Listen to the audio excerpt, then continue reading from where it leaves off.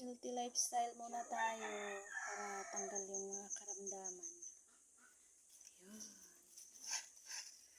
Blender ng fruits.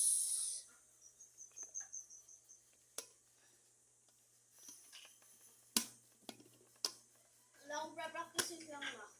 Isang hallelujah lang daw, sabi niya. Lord!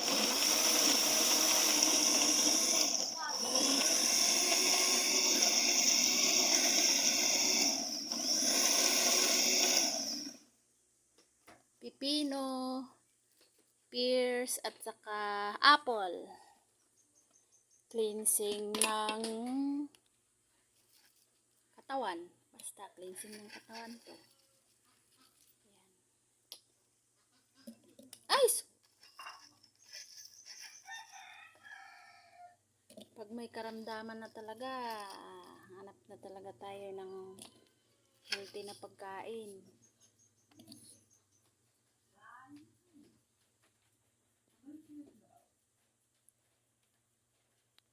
Eureka, baka naman.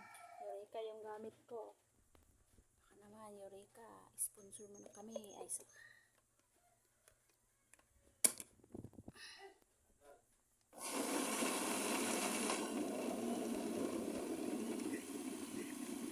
Handahan lang para hindi ma-pressure yung blender natin. Kasi minsan, pumutok yan. Na-overload. Kaya ayun, dahan-dahan lang.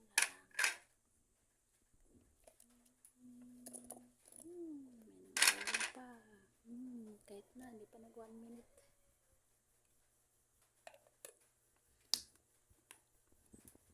Lagyan mo ng ano? Ano ng... Apple cider,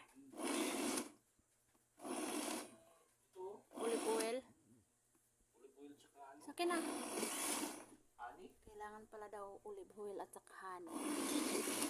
Olive oil. Sa akin na olive oil. Tsaka ito, olive oil. Sa baka naman, sponsor. Lagyan mo nga rin pa. Tapos honey, galing sa bundok. Ayan. Huwag masyadong marami. So, apple cider din ata. Asim-asim na yung ano.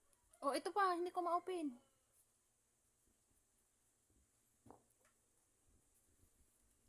Olive oil.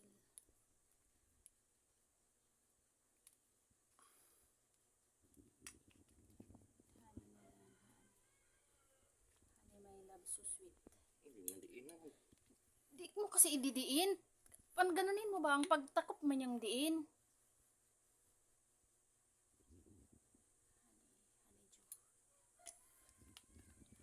Honey. Ha? Kulang yung tubig ko? Hindi. Tingnan mo oh. Tama lang.